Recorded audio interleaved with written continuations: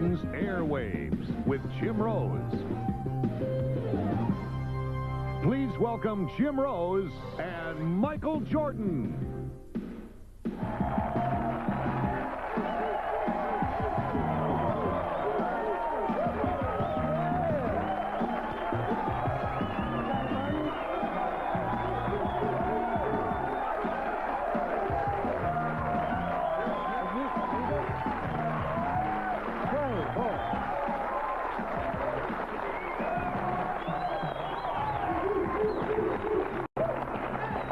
You know, I think we could probably do this this love-in for another half hour, and I don't think the audience would mind, or the folks at home wouldn't mind either, would you? Oh, goodness. Welcome, everybody, to Michael Jordan's Airwaves. I'm Jim Rose, and we're going to have so much fun tonight, and we're going to have so much fun during the season because this man and his teammates of Chicago Bulls players are going to get these Bulls one step further than they did last year. I know I'm putting some pressure on you. We got enough pressure already. Oh. You know, one of the things that I'm very concerned about is your health.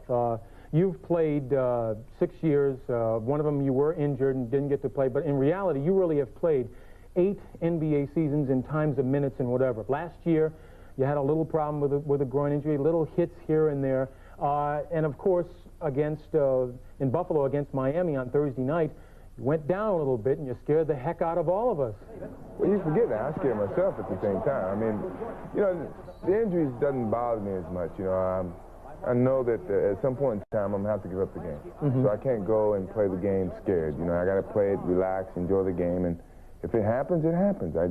I'm faced with it. And, you know, if I can't play the game of basketball today, I can be really grateful that I played as long as I played, and I'm very happy for it. Well, we're not going to worry about that right now because we want this man to give Chicago what it deserves, and that is an NBA championship. You know, when we talk about the Bulls and their progression over the last couple of years, 3 years ago they finally made the playoffs. 2 years ago you made it to the semifinals. Last year you made it all the way to the Eastern Conference Championships. In fact, came 96 minutes away from winning. We're getting close. We're getting closer. I think that's what I have to be most appreciative about the front office. We have made progress in my years here. A lot of people will get disappointed and discouraged, but I'm not. You know, I feel that we're progressing each year, and the players around me are starting to mature and get better and better, which, you know, is going to make us a better ball club.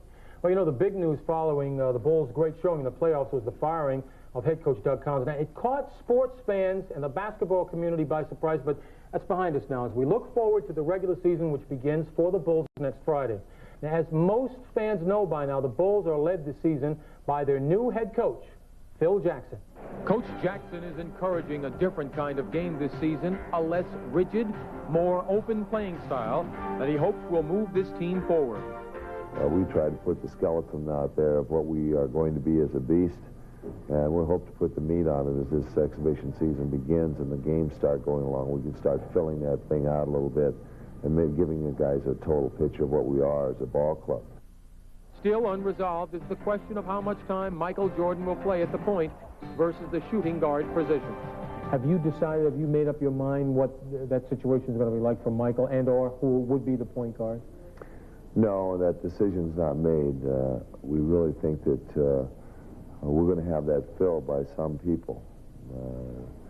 Right now, the person that's playing the best in that position is John Paxson. But as far as having a push man, a guy that run the ball up the floor, a guy that start directing the offense from the backcourt, things like that, I just soon not have Michael to be there, and he just soon not be there.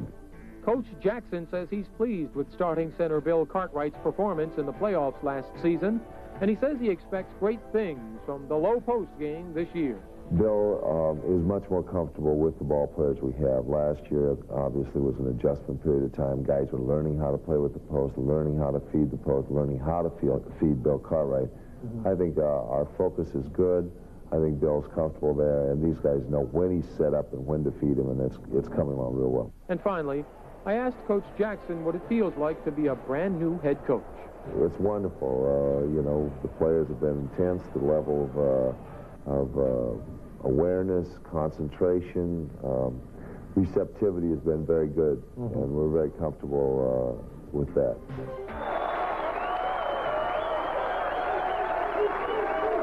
Phil Jackson, the new head coach of the Chicago Bulls. the differences between Phil Jackson and Doug Collins are almost like night and day. Now, when Doug was here, and I still feel this way, he's one of the better basketball minds in the country.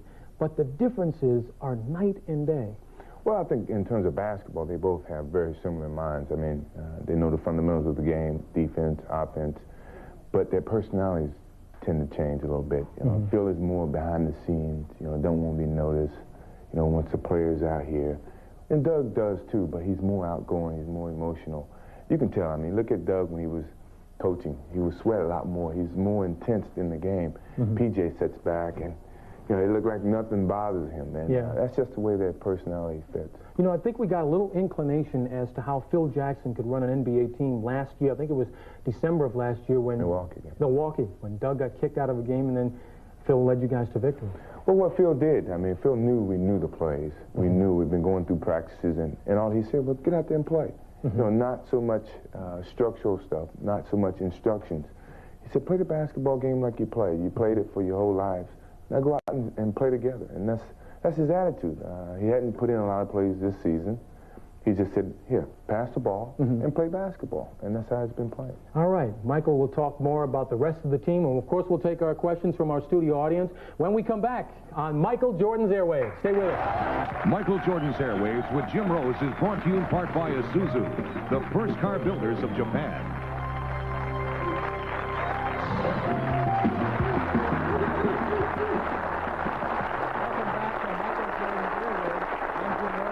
We have a very enthusiastic studio audience, and before we get to some of your questions, I got two questions for you. One, this team improved itself so well in the draft, and two, about the veterans.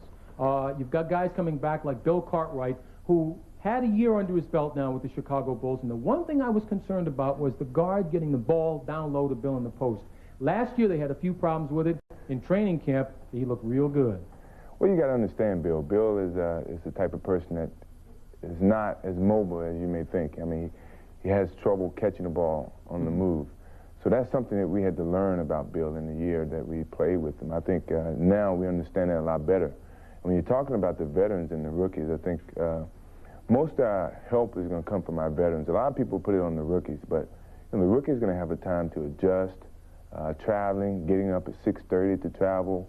It's a lot of little things that's going to tire them out. So they got to learn the first half of the season, and hopefully the second half of the season they can contribute. But you know, most of the pressure and most of the help is going to come from our veterans. They should have the time to mature. I'm talking about Horace Grant, Scottie Pippen, Paxson, Craig Hodges, Charles Davis. These are the guys, the nucleus of our team that we expect productivity from. And the rookies, if they can chip in the early part of the season, that's going to be a big help for us. But most of our offense and our defense and our leadership is going to come from the veterans. Absolutely. Okay, who's got a question for Michael Jordan? Raise your hand. Everybody, it seems, huh?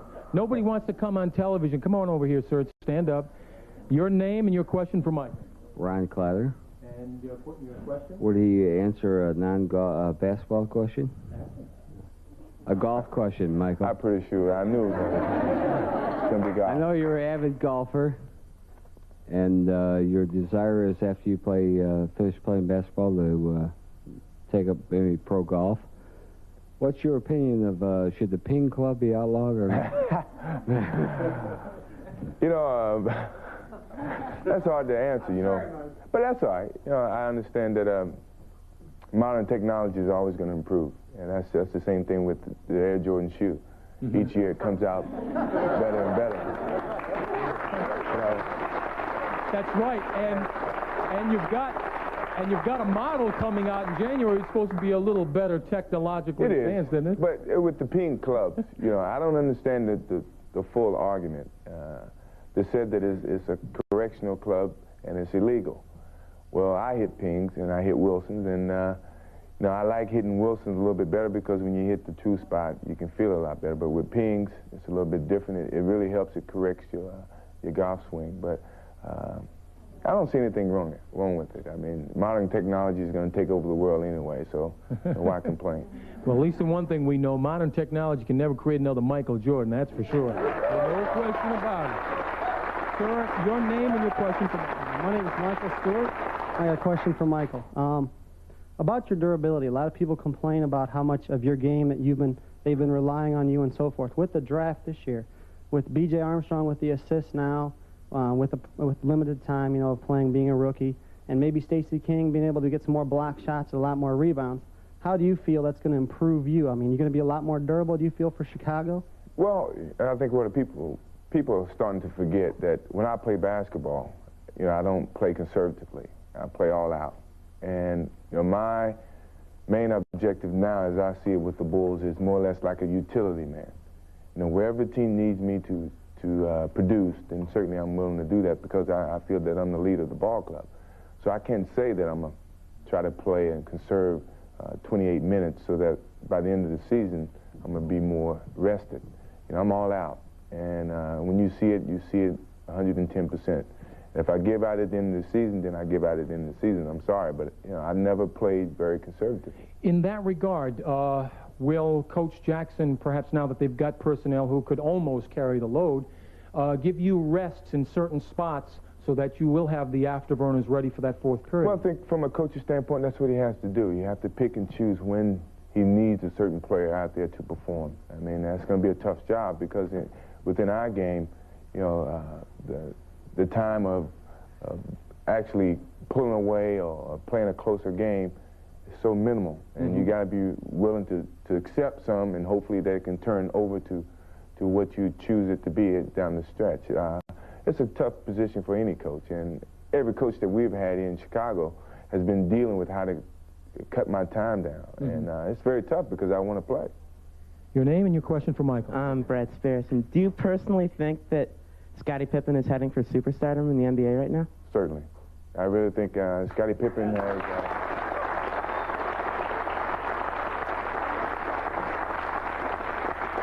There's a lot of talent. You know, Scottie is a late bloomer, as we call it in the NBA, or in basketball. A late bloomer being that he doesn't really start to perform his athletic skills until later in his years. I mean, you got a lot of kids who start playing at the age of 6 or 7, and I was the same case. I didn't start playing basketball or progress as a basketball player until I was in the 11th and 12th grade, and that's a late bloomer. He's starting to do that. He always have been kind of overshadowed, but not going to a Division I school.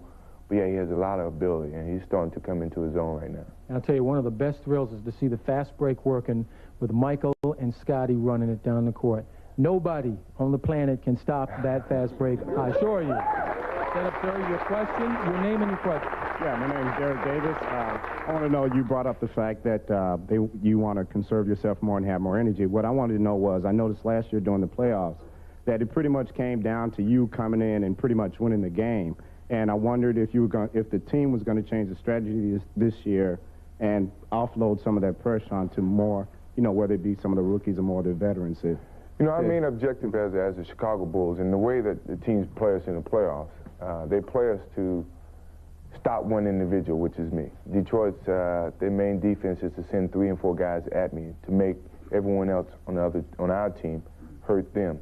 We know that, and as a team, we have to mature and accept that responsibility. If we're ever going to achieve, then that's the way we're going to have to face things, because the way that the NBA is playing us now is that we got to stop Michael Jordan. If we stop Michael Jordan, then we stop the Bulls, which is not true. I mean, we got quality basketball players on our team. I think what we have to instill in those guys is the confidence that they can play on this level. They can score. They can average 20 points if they choose to.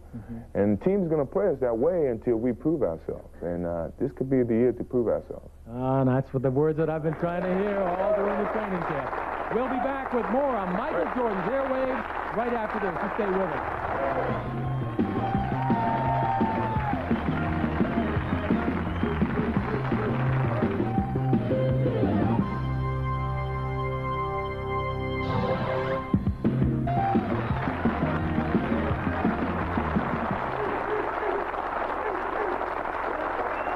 One of the best audiences I've ever seen. No question about it. All right, let's take some more questions from the folks in our audience. Let's get a lady on camera here. Your name, and stand up. Your name and your question for Michael. Maria Stimson from Chicago. Michael, it was my understanding that you were slated to appear in a movie about inner-city basketball based on the book Heaven is a Playground by Rick Tellender. Can you tell us what exactly is the status of that movie, and will we see you on the silver screen? Yeah, I was supposed to do that movie this past summer, but we never really could get my dates down to where I can actually go and film my part. I'm going to do it next summer, and it is going to happen. I've been taking a few acting lessons, which is pretty different because, you know, in acting you got to pull out certain emotions at certain times, and it's pretty difficult, but it's fun. I mean, you learn a lot about yourself. But I'm looking forward to the movie. You know, it's about street basketball, as you know, and we all have been in street basketball, and I'm looking forward to the situation itself. I know myself. I've tried street basketball many times, and they just said, pick the microphone back up. Okay, young lady, your name and your question for Michael. My name is Meredith Ahern, and why do you like to play basketball? All right. It's the only game I can play with a lot of effectiveness, I guess. I started playing baseball when I was about 6 years old, and I started to grow, and I was growing out of all my clothes, so my mother said, try basketball. So I started playing basketball when I was 12, and from that point on, I loved the game. I'll tell you, outside his parents' home in Wilmington, North Carolina, there's a dirt court. I visited there. You should see the rims. They're all down from Michael and his brother Larry slam dunking so much. Well, you know, the other big story since the close of last season is the Bulls' excellent college draft. Now, with 3 first-round picks, the Bulls have added needed bench strength down the middle with Stacey King and Jeff Sanders, and also in the backcourt with B.J. Armstrong of Iowa. At 6'2" and 170 pounds, B.J. is probably the point guard of the future for the Chicago Bulls. It's a long way from college in Iowa to the NBA, but this young man with the face of a teenager figures the big leagues is the place to be. B.J., what do you think of playing at the pro level as opposed to the college game? The level of competition is unbelievable, and I'm learning a lot, especially from the veteran players and the coaches, and I'm just taking it one day at a time, and it's working out really well for me. In years past, the Bulls have had a problem with the guard trying to get the ball to the low post center, but Bill Cartwright sort of smiles when I mention your name because you're the guy that can get the ball to him. How do you feel about that? Well, I don't know about that. You know, it's going to take some time, some adjustments that I'll have to make, but I just hope it to be a positive, make a positive contribution to the team, and just work as hard as I possibly can. How far that'll take us, no one knows. Bulls also expect great things from rookie Stacey King, the #1 draft choice. He was the 1989 Big 8 Player of the Year and was the leading scorer in the NCAA tournament in 1988. Stacey, you're a young man that doesn't mince his words at all. And there's an old saying in boxing, once you've talked that talk, now you have to walk that walk. Yeah, I'm really looking forward to it. I try to go out and play hard every time, and I think it's very important to believe in what you can do and have a lot of confidence in what you can do. And I have that. You know, playing at Oklahoma, we're taught to have a lot of confidence in your ability. And right now, it's a learning experience, but I have a lot of confidence in my ability, and in the end, I'm going to be all right.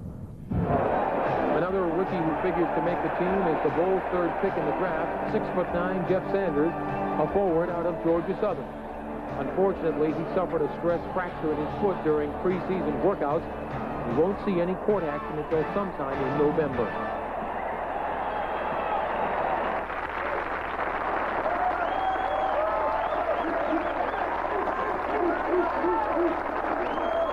Jeff Sanders, B.J. Armstrong, and Stacey King, obviously they make the nucleus up of a very good rookie core and a team that has drafted very well like these Chicago Bulls. What a great draft. It was. I mean, I think what it's going to add to our team is, as you said earlier, is guys coming off the bench who can certainly make contributions to the team. And these guys are good guys that work hard in practice.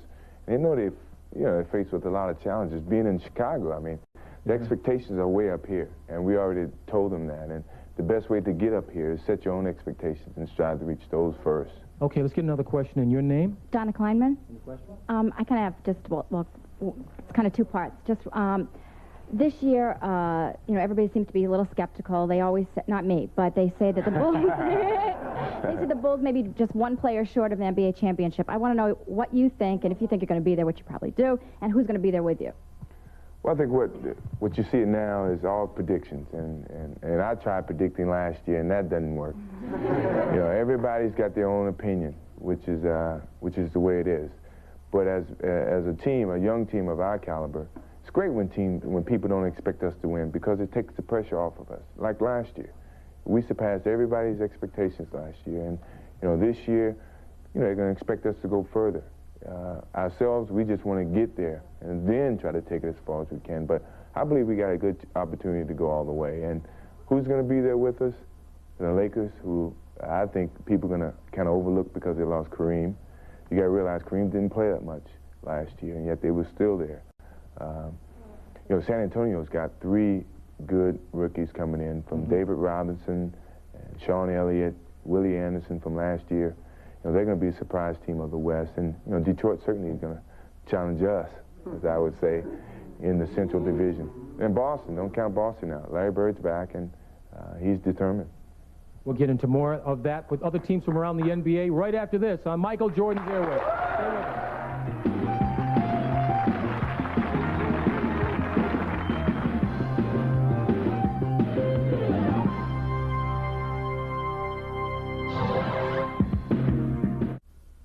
If Bo knows football and Michael knows basketball, wait till you see Air Jordan on bowling, of all sports. Last week, the Bulls had a little bowling party, and of course, Michael Jordan had to show us his expertise with one shot between the legs there, Michael.